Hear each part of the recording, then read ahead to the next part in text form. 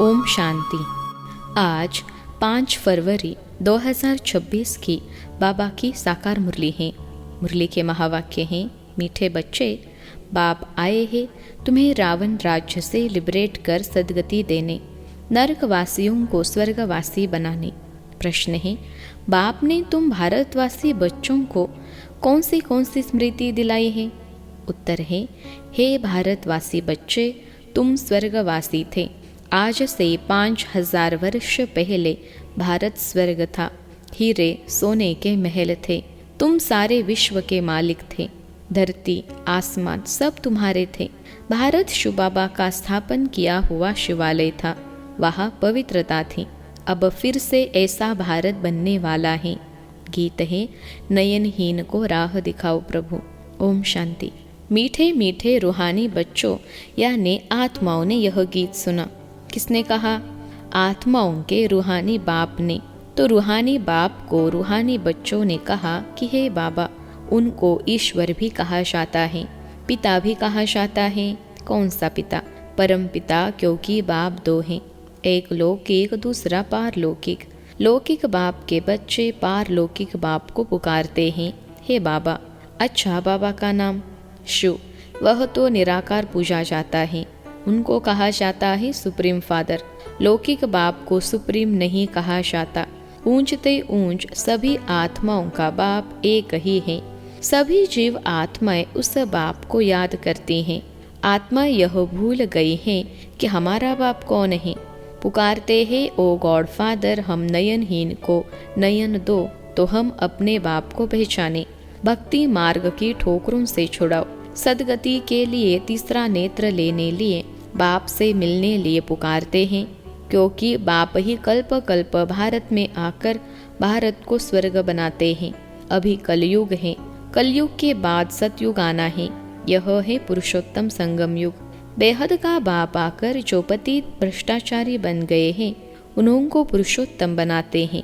यह यानी लक्ष्मी नारायण पुरुषोत्तम भारत में थे। लक्ष्मी नारायण की डिनेस्टी का राज्य था।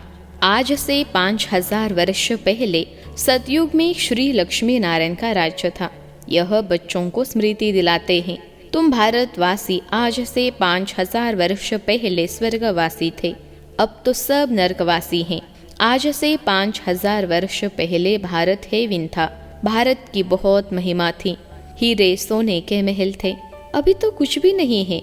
उस समय और कोई धर्म नहीं था, सिर्फ सूर्यवंशी ही थे। चंद्रवंशी भी पीछे आते हैं। बाप समझाते हैं, तुम सूर्यवंशी डिनेस्टी के थे। अभी तक भी इन लक्ष्मी नारायण के मंदिर बनाते रहते हैं, परंतु लक्ष्मी नारायण का राज्य कब था, कैसे पाया, यह किसको पता नहीं है। पूजा करते हैं, जानते नहीं, तो ब्लाइंड फेथ हुआ ना।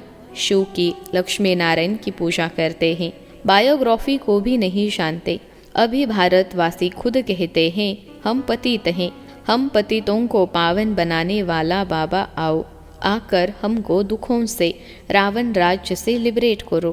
बाप ही आकर सबको लिबरेट करते हैं। बच्चे जानते हैं, सतयुग में बरोबर एक राज्य था। बापूजी भी कहते थे कि हमको फिर से राम राज्य चाहिए। गृहस्थ धर्म जो पतित बन गया है सो पावन चाहिए। हम स्वर्गवासी बनने चाहते हैं। अभी नरकवासियों का क्या हाल है, देख रहे हो ना। इसको कहा जाता है हेल, डेविल वर्ल्ड। यही भारत डीटी वर्ल्ड था।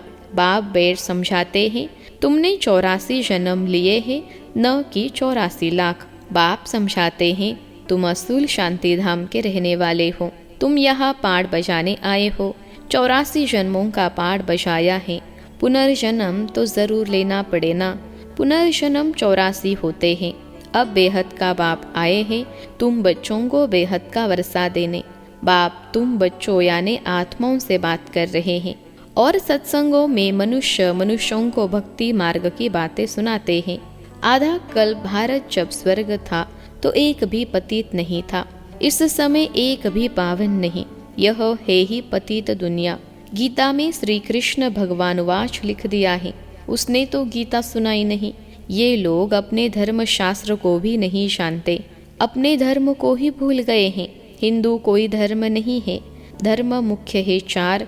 पहले है आदि सनातन देवी देवता धर्म, सूर्यवंशी और चंद्रवंशी दोनों को मिलाकर कहा जाता है देवी देवता धर्म डिटिश्म। वहाँ दुख का नाम नहीं था। 21 जन्म तो तुम सुखधाम में थे। फिर रावण राज्य भक्ति मार्ग शुरू होता है। भक्ति मार्ग है ही नीचे उतरने का। भक्ति है रात, ज्ञान है दिन। अभी है घोर अंधियारी रात। शिव जयंती और शिवरात्रि दोनों अक्षर आते हैं। शिव बाबा कब आते हैं? जब रात्रि होती है। भारतवासी घोर अंधियारे में आ जाते हैं, तब बाप आते हैं।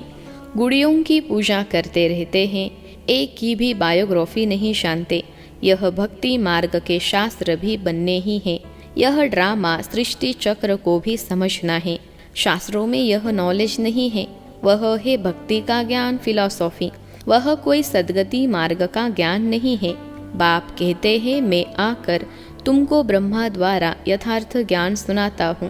पुकारते भी है हमको सुख धाम शांति धाम का रास्ता बताओ। बाप कहते हैं आज से 5000 वर्ष पहले सुख धाम था, जिसमें तुम सारे विश्व पर राज्य करते थे। सूर्यवंशी डिनास्टी का राज्य था। बाकी सब आत्माएं शांति धाम में थीं। वहाँ 9 लाख गाये जाते हैं। तुम बच्चों को आज से 5000 वर्ष पहले बहुत साहूकार बनाया था। इतना धन दिया, फिर तुमने वह कहाँ गवाया? तुम कितने साहूकार थे?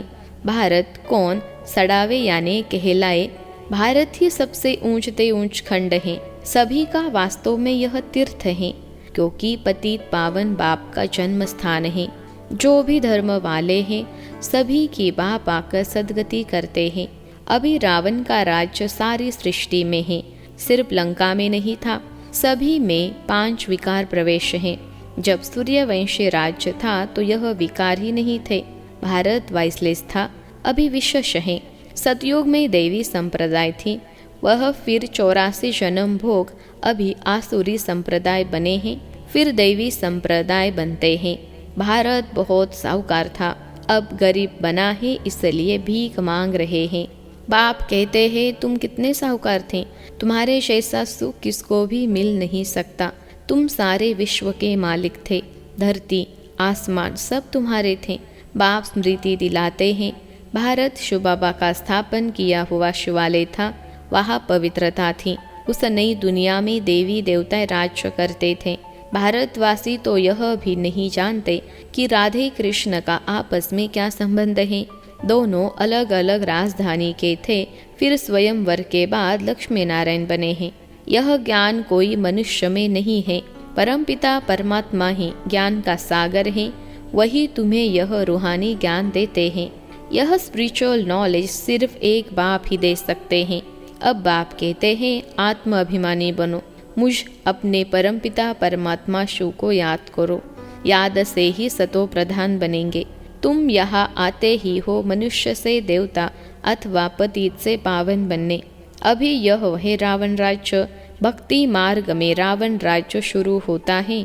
रावण ने कोई एक सीता को नहीं चुराया है। तुम सब भक्ति करने वाले रावण के चंबे में हो। सारी सृष्टि 5 विकारों रूपी रावण की कैद में है। सभी शोक वाटिका में दुखी हैं। बाप आकर सबको लिबरेट करते हैं। अब बाप फिर से स्वर्ग बना रहे हैं। ऐसे नहीं कि अभी जिनको धन बहुत है वह स्वर्ग में है, नहीं, अभी है ही नर्क। सभी पतित हैं, इसलिए गंगा में जाकर स्नान करते हैं।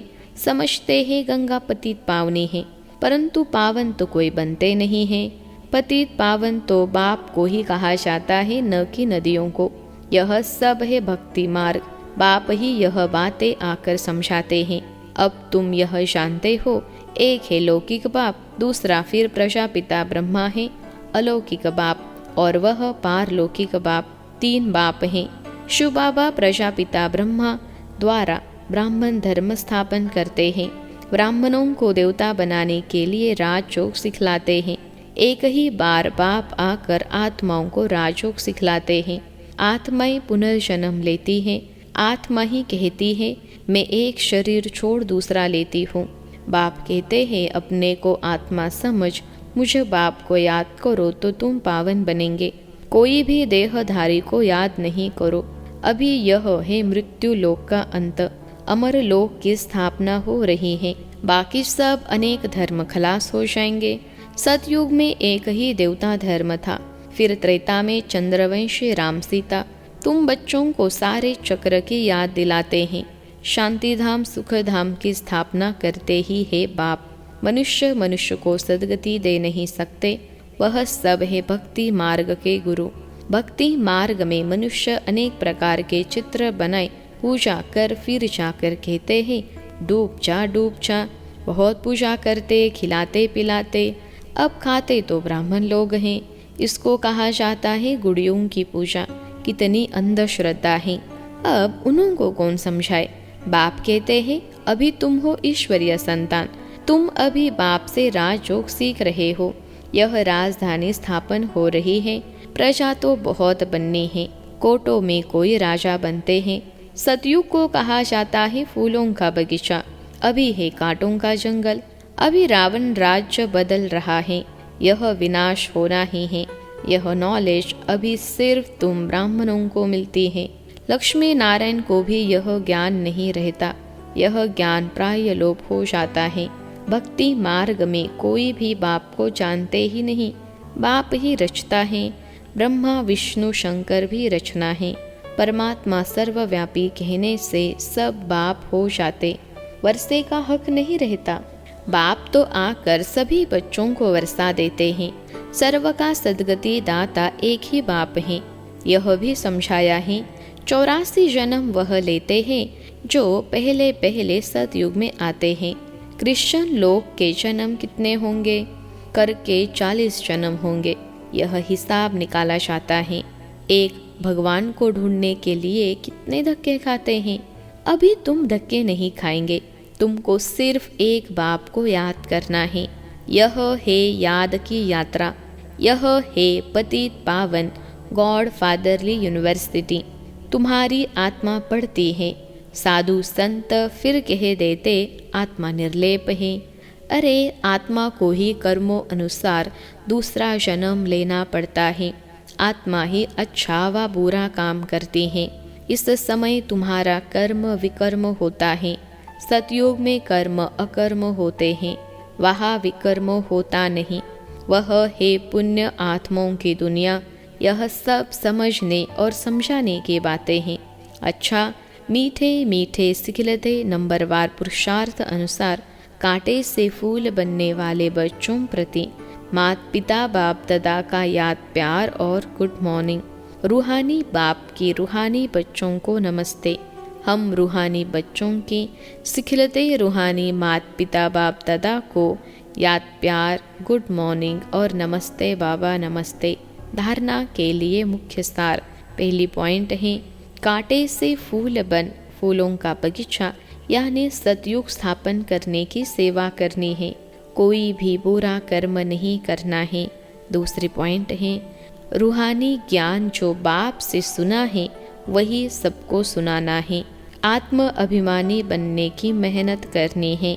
एक बाप को ही याद करना है, किसी देहधारी को नहीं। आज का वरदान है निंदा स्तुति जय पराजय में समान स्थिति रखने वाले बाप समान संपन्न व संपूर्ण भव। निंदा स्तुति जय पराजय में समान स्थिति रखने वाले बाप समान संपन्न व संपूर्ण भव। विश्लेषण है जब आत्मा की संपूर्ण व संपन्न स्थिति बन जाती है तो निंदा स्तुति जय पराजय सुख दुख सभी में समानता रहती है। दुख में भी सूरत व मस्तक पर दुख की लहर के बजाय सुख व हर्ष की लहर दिखाई दे। निंदा सुनते भी अनुभव हो कि यह निंदा नहीं। संपूर्ण स्थिति को परिपक्व करने के लिए यह महिमा योग्य शब्द है। ऐसी समानता रहे तब कहेंगे बाप समान। जरा भी वृत्ति में यह न आए कि यह दुश्मन है, गाली देने वाला है और यह महिमा करने वाला है। आज का स्लोगन है निरंतर योग अभ्यास पर अटेंशन दो तो फर्स्ट डिवीजन में नंबर मिल जाएगा। निरंतर योग अभ्यास पर अटेंशन दो तो फर्स्ट डिवीजन में नंबर मिल जाएगा। अव्यक्त इशारे एकता और विश्वास की विशेषता द्वारा सफलता संपन्न बनो। ब्राह्मण परिवार की विशेषता है अनेक होते भी एक।